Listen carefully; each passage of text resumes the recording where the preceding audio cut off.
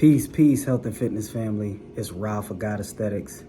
So early o'clock in the morning, I pray out loud and meditate. And then whatever I download from the multiverse or from the creator, I come on this platform and I bring it to you. So today, pardon self, I was in cogitation and God was dealing with me about growth, personal growth, and others' growth too, because it has to work both ways. So if you are not focusing on your personal growth, you need to make that a priority. You need to grow. You need to focus on yourself first. And I know a lot of times we focus on our family, our friends, and meeting, your goals and all of that. If you don't focus on yourself, you can't affect any of that anyway. You can't affect any of those things in any capacity if you don't get yourself right. For example, a very popular example is when you're on a plane and they experience turbulence, the mask drop from the ceiling. They always tell you to put your mask on first before you put anyone else's on or try to help anyone else. So once again, it's just another example of how you need to focus on yourself first. I'm not saying leave everybody else or don't, help or focus on anyone else, but get you right first. You have to reach your potential first. You have to grow first before you can help anyone else, because if you're in a toxic place, you'll just bring your toxicity to somebody else's situation and make it worse. So, just let's focus on growth. Whatever that means for you. You know you better than everyone else, but to know yourself even better, get in deep cogitation, meditate, pray. Take the time to do a social media fast, a TV fast. Spend some time with yourself. And then you can find out what you really want, what you really need, and you have to be honest with yourself in these times. That's the only way to really set the proper trajectory of your life, your spirituality, your mental health, your emotional maturity. You have to be honest, and then set a plan from that point forward of what you're going to do to move to where you want to be or need to be. Now, when you've experienced growth to a certain level, you will begin to enter and understand that other people are on that same journey. You have to allow people room for growth. I'll give you an example of how it affected me. Those of you who have known me for a very long time know that one of my nicknames is Rebel. I've had that name since grade school, since I was young, and, throughout the years, I've been a product of my environment. I've just been young and trying to figure life out, so I made certain decisions that I don't necessarily agree with now. I did a lot of things that people didn't like or didn't agree with. When I see people that I haven't seen for a long time, if I run into someone, I can sometimes tell immediately if they've experienced growth and if they allow others room for growth by what they say when we speak. When I see someone that I knew, let's say from high school, because that was heavy Rebel days, they'll basically speak and then ask, do I call you Rebel or Rashad? Do you still go by that?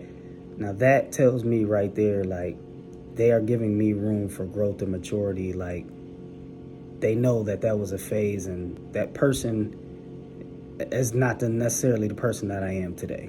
That person has reached a level where they enter and understand that they've grown and that other people can grow as well.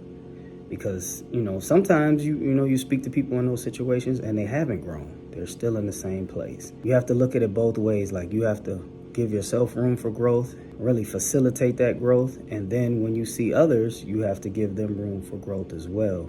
I've experienced it on the other hand too, where I've run into people that I haven't seen for years and they I think I'm that same person that I was many, many years ago. A great example for me is back when I was in New York, because I'm in Georgia now. When I was in New York, I worked at a barbershop and I had a consistent client that came weekly, and he came in one day and he was like, yo, my girl says she know you. Now, instantly, that right there, I was like, oh, shoot. I was like, this can't be good. Like, this is about to be bad. And it's a big dude. He's a bigger, like, buff guy. So I was like, I don't want to have to fight this dude, man. Like, immediately, I grabbed my razor, just keep it in my hand, just in case. I don't know where this is going. But he was like, my girl says she know you, da-da-da. So I'm like, what's her name? He tell me her name. It's not familiar. He shows me her Facebook. I'm like, she doesn't look familiar at all. We got into an argument about you. And I'm like, this is real. Now I'm backing up. Like, this is suspect. Like, where you going with this, bro? And then he was like, she said she can't stand you. She hates you, da-da-da, you this, that, you this, that. And he was like, nah, bruh, chill. Like, he's intelligent. He gives good advice. Like, he stay out the way, working. He knew the Mia of that time, and she knew me from another period, from my younger days. So, long story short, it was, I was talking to her friend, and he told me, he was like, yeah, she said you used to date her friend. That's when the sigh of relief came from me. I was like, okay, cool. He not going to try to fight me, starting a mess. So he was like, yeah. So he shows me the friend, tell me the friend name, show me her picture. Doesn't look familiar at all. I don't remember neither one of these women. They don't look familiar. Names don't sound familiar, anything. So now I'm just like, well, how do they know me? So he told me the story of the one time when I did link up with them, and then it all clicked. I remember. I didn't know names or faces, but I do know the story. So I was talking to the friend. The first time we're going to link up, I go pick her up. She has her friend with her, which is his girlfriend now.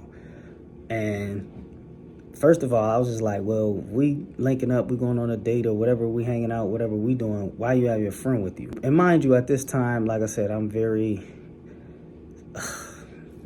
I'm a mess. Like, I'm very egotistical, self-involved. I'm not a nice person, feeling myself. Then she had an attitude. And I'm like, well, listen, I'm spending my gas and my time and my money to come get you, and, we're going to do whatever. Why you got an attitude? Like, I've done nothing to you. I'm trying to show you a good time. If you're upset or something bothering you, you could have stayed at home. So, after, we driving around for a minute, and I just couldn't take it no more. Like I said, my patience was a lot shorter than as well. And disclosure, I don't condone this outcome, but I'm going to tell you the truth. It is what it is. So her attitude just got too much for me. So I'm like, all right, cool. I'm done with this. I didn't say anything. I pulled over. We driving down the street. I pulled over at this corner store, a little bodega joint. And I'm like, yo, can you run in there and give me some gum? So the two girls get out to go in the store. As soon as they go in the store, murked off, skirted on them. You know what I'm saying? Left them there. Never seen them again. Never heard from them again.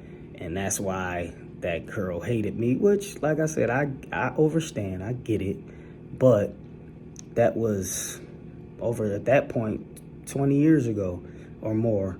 And, for her to think that I'm that same person, I just felt like it wasn't fair. But that's, I have to enter and understand that that's her lens. That's the way she sees things. She's on that level, and she didn't give me room for growth. And I didn't get it because my client was telling her, like, nah, bro, he changed, he chill, you know what I'm saying? But she didn't believe it. So give people room for growth. Most importantly, get your own growth. This is Rafa God Aesthetics. Peace.